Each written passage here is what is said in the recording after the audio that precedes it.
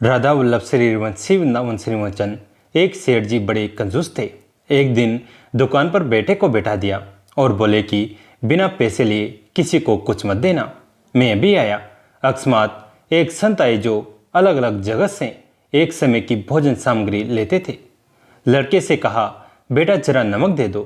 लड़के ने संत को डिब्बा खोलकर एक चम्मच नमक दिया। सेठ जी आए तो देखा कि एक डिब्बा खुला पड़ा था। सेठ जी ने कहा कि क्या बेचा बेटा? बेटा बोला, एक संत जो तालाब में रहते हैं उनको एक चम्मच नमक दिया था। सेठ का माथा ठनका, अरे मूर्ख, इसमें तो जहरीला पदार्थ है। अब सेठ जी भागकर संत जी के पास गए। संत जी भगवान के भोग लगाकर थाली लिए भोजन करने बैठे ही थे। सेठ जी दूर से ही बोले, महाराज रुकिए, आप जो नमक लाए थे वो जहरीला पदार्थ था, आप भोजन नहीं करें। संत जी बोले, भाई हम तो प्रसाद लेंगे ही, क्योंकि भोग लगा दिया है और भोग लगा भोजन छोड़ नहीं सकते। हाँ, अगर भोग नहीं लगता तो भोजन नहीं करते। और शुरू कर दिया भोजन। सेठ जी के होश उड़ गए, बैठ गए वहीं पर। रात पड़ गई, सेठ जी वहीं सो गए। कहीं संत जी की तबीयत बिगड़ गई तो कम से कम वैद्य जी को दिखा देंगे तो बदनामी से बचेंगे। सोचते सोचते नींद आ गई। सुबह जल्दी ही संत उठ गए और नदी में स्नान करके सोच दशा में आ रहे हैं। सेठ जी ने कहा, महाराज तबीयत तो ठीक है। संत बोले, भी भगवान की कृपा है। कहकर मंदिर खोला तो देखते हैं भगवान का श्री विग्रह के दो भाग हो गए, शरीर काला पड़ गया। अब तो सेठ जी सारा मामला समझ गए कि अटल विश्वास से भगवान ने भोजन का जहर भोग के रूप में स्वयं ने ग्रहण कर लिया और भक्त को प्रसाद का ग्रहण कराया। सेठ जी ने आज घर आकर बेटे को घर का दुकान सौंप दी और स्वयं भक्ति करने संत की शरण में चले गए। भगवान को निवेदन करके भोग लगा करके ही भोजन करे, भोजन अमृत बन जाता है। आइए आज से नियम ले कि भोजन बिना भोग लगाए नहीं करेंगे। माता सीता के स्वयंवर में के विषय में हम सभी जानते हैं। इसी स्वयंवर में श्री राम ने उस पिनाक को सहजी उठाकर तोड़ डाला, जिसे वहां उपस्थित समस्त योद्धा मिलकर भी हिला ना सके। हालांकि कई लोग ये पूछते हैं कि श्री राम ने धनुष उठाकर स्वयंवर की शर्त तो पूरी कर दी ही थी, फिर उस धनुष को भंग करने की क्या आवश्यकता थी? यदि आप मेरी दृष्टिकोण में पूछे तो मैं यही कहूँगा कि उस धनुष की आयु उतनी ही थी। अपना औचित्य यानी देवी सीता हेतु श्री राम का चुनाव पूर्ण करने के उपरांत उस धनुष का उद्देश्य समाप्त हो गया। उसके उपरांत पिनाक का पृथ्वी पर कोई अन्य कार्य शेष नहीं था।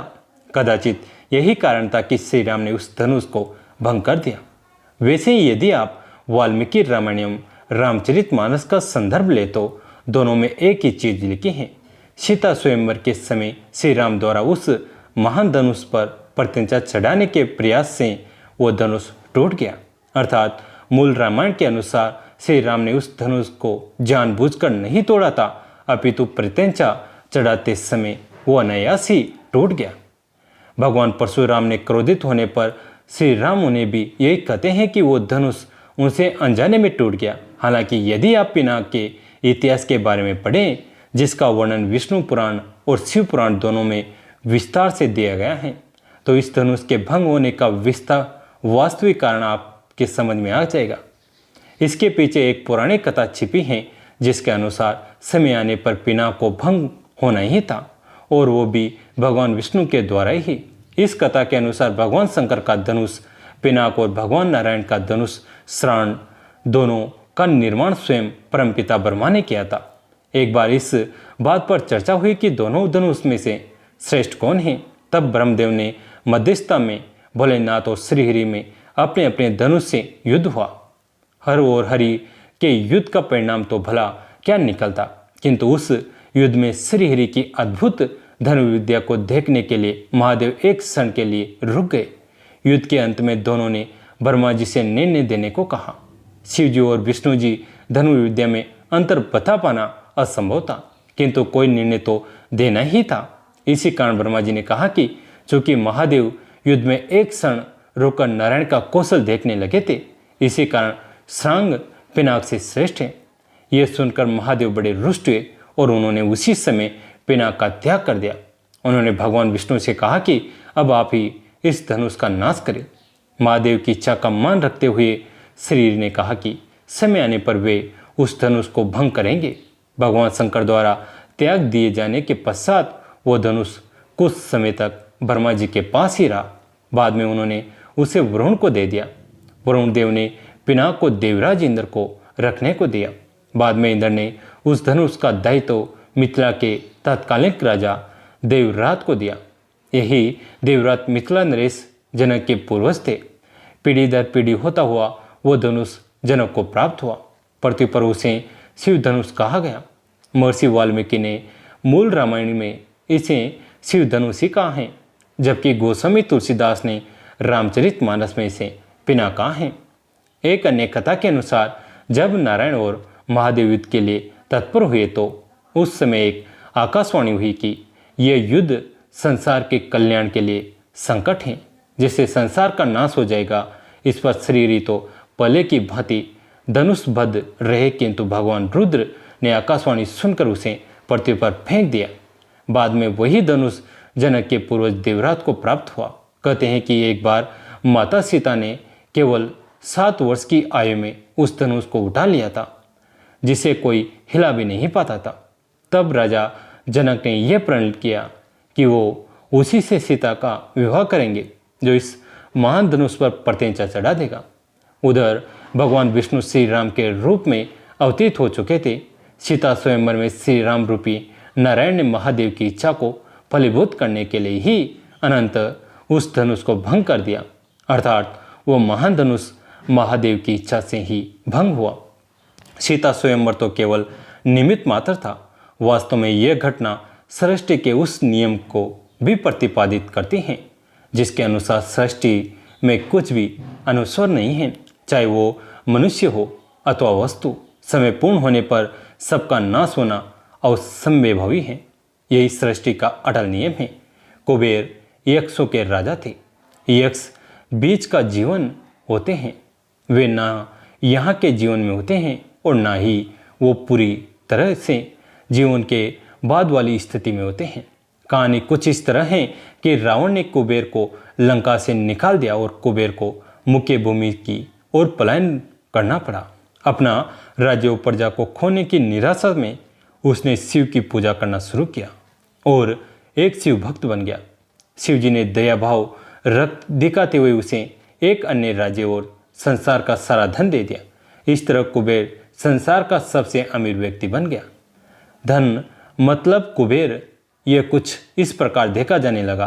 कुबेर शिव जी का महान भक्त बन गया, परंतु जब भक्त को यह लगने लगे कि वो सबसे महान भक्त हैं तो समझ आए कि सब खोने वाला है।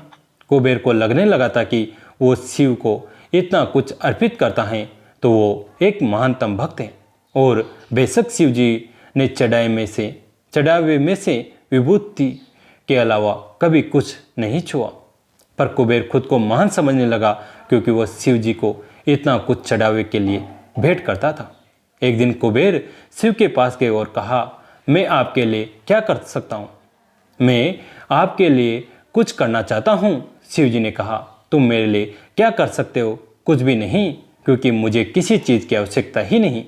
मैं ठीक हूँ। परंतु बेटा, उन्होंने गणपति की ओर इशारा करते हुए कहा, यह लड़का हमेशा भूखा रहता है, इसे अच्छे से खिला दो, यह तो अत्यंत सरल है। कहकर कुबेर गणपति को अपने साथ भोजन के लिए ले गया। उसने गणपति को खाना खिलाना शुरू किया और वह खाते गए और खाते ही गए। कुबेर ने सैकड़ों रसोइयों की व्यवस्था और प्रचुर मात्रा में खाना बनाना शुरू किया। उन्होंने यह सारा भोजन गणपति को परोसा और वे खाते रहे। कुबेर चिंतित हो उठे और कहा, रुक जाओ, अगर तुम इतना खाओगे तो तुम्हारा पेट फट जाएगा। गणपति ने कहा, आप उसकी चिंता मत करो। देखिए, मैंने एक सांप को और एक कमर पेटी के रूप में बांध रखा है, तो आप मेरे पेट की चिंता ना करें। मुझे भूख लगी है, मुझे खाना खिलाइए। आप ही ने कहा था कि आप मेरी भूख मिटा सकते हैं। कुबेर ने अपना सारा धन खर्च कर दिया। कहते हैं कि कुबेर ने दूसरे लोगों से भी भोजन मंगवा के गणपति को खिलाया। गणपति ने सारा भोजन खाने के बाद भी कहा, मैं अभी भूखा हूँ, मेरा भोजन कहाँ है। तब कुबेर को अपने विचार के छोटेपन का एहसास हुआ और उसने शिव जी के सामने झुकते हुए कहा, मैं समझ गया, मेरा धन आपके सामने एक तिनके के समान भी नहीं है। जो आपने मुझे दिया उसी का कुछ अंश आपको वापस देकर मैंने खुद को एक महान भक्त समझने की गलती की और इस क्षण के बाद उसके जीवन में एक अलग ही दिशा ले ली। कैसी लगी आज की कथा? अगर अच्छी लगी तो इसे अपने दोस्तों के साथ, फैमिली के साथ शेयर करें। कहानी अंत तक सुनने के लिए आप सभी का तहे दिल से धन्यवाद।